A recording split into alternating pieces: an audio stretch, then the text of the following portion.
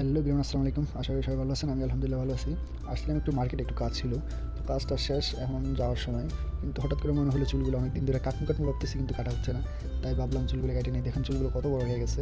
আর আমার মাথার চুল বেশি বড় হলে নিজের থেকে অনেক কেমন জানি এলোমেলো লাগে নিজেকে। সাথে আছে আবু সাইদ, আর আবু সাইদে বরাবরের মতো অনেক বিজি মানুষ, খালি কল আর কল।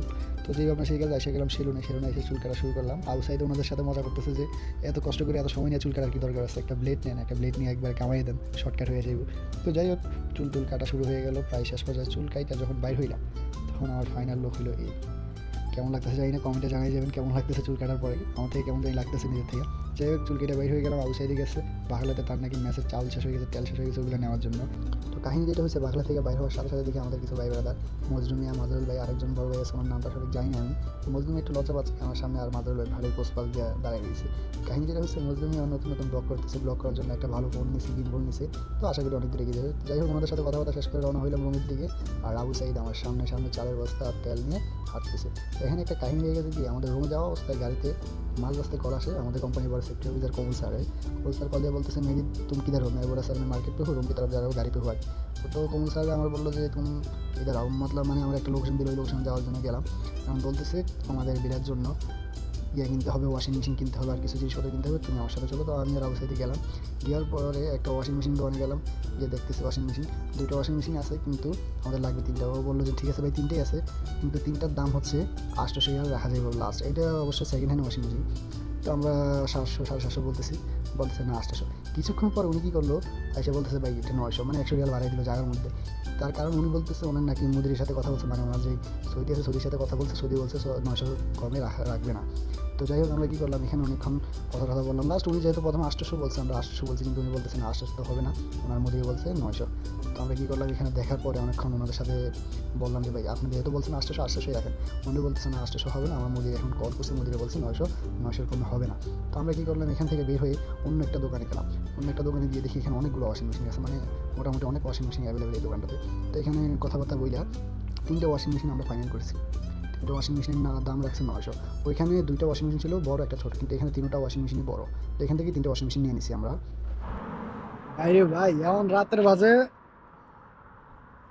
11টা 33, মনে করেন 11:30 উপরে বাজে। দেন সামান অনেকগুলো আবু সাইদের ভিতর নিয়ে গেছে, আমি ভিতরে যাই মনে করে দেখাইতেছি। মানে চুল কাইটা বাইর হয়েছি রুমের উদ্দেশ্যে। ওপর থেকে রুম, আমার রুমমেট যে মেস মেম্বার আছে, উনি কল দিছে যে খাবার আসছে, খাবার খাইবে কিনা। খাবার আবার হোটেল থেকে খাইতেছে, আমাদের 1-2 মাস হয়েছে। তো আমি বললাম যে ঠিক আছে আমি আসতেছি, গাড়ি তুলছি। অর্ধেক পথ আসা অবস্থাতে কোমল স্যারে কল দিছে, কল দিয়ে বলতেছে যে মেয়েদের কিধার हो तुम जल्दी आओ कुछ सामान खरीदने जाने। এরা বইলা ওয়াশিং মেশিন, মানে কত কি কয়টার নাম বলবি, অনেক কিছু কিনছে। আমি আপনাদের একটু পর্যায়ে ভিডিও দেখাইতেছি সামানগুলো। এই দেখেন কি অবস্থা, ওয়াশিং মেশিন। তারপরে এটা একটা অনেক সুন্দর একটা আলমারি, এগুলো ফিটিং করতে হবে, কালকে ফিটিং করবো, ফিটিং করে আপনাকে দেখাচ্ছি। হুম হুম। কোনো সময় লাগবে না, সিস্টেম জানলে কোনো সময় লাগবে না। এর মধ্যে সব ইনস্ট্রাকশন দেওয়া আছে, এগুলোর মধ্যে সব ইনস্ট্রাকশন দেওয়া আছে। ইনস্ট্রাকশন অনুযায়ী তুই করলে কোনো সময় লাগবে, বলদের মতন করলে সময় লাগবে। এটা হেরা কোন হিসেবে আনছে, ওইটা হেরা জানে। জুতার রেক, তারপরে মনে করেন ইস্ত্রি করার জন্য ইস্ত্রি টেবিল, মানে কি বলবো, কাপড় শুকানোর জন্য। আর আরো অনেক কিছু রয়েছে, কিনা বাকি রয়েছে আর অনেক কিছু। তো এই হইলো অবস্থা, মানে ভাবছি আজকে একটু তাড়াতাড়ি ঘুম, কই আর ঘুমাইতে দেবে। অলরেডি 11:30 বাজে, কত কিছু আনছি।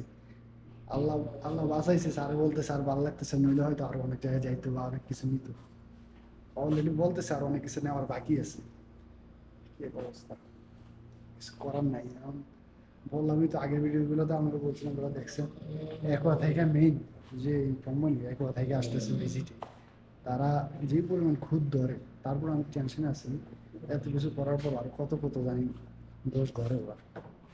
তো আর কি দেখছেন, ফার্স্ট এড বক্সটা খুলে গেছে, এখানে 2টা ফার্স্ট এড বক্স আছে, তারপর আরো 2টা ফার্স্ট এড বক্স নতুন আনছি, দেখাইতেছি আপনাদেরকে। এই যে এই একটা, আরেকটা আছে, আরো 2টা ফার্স্ট এড বক্স নতুন আনছি।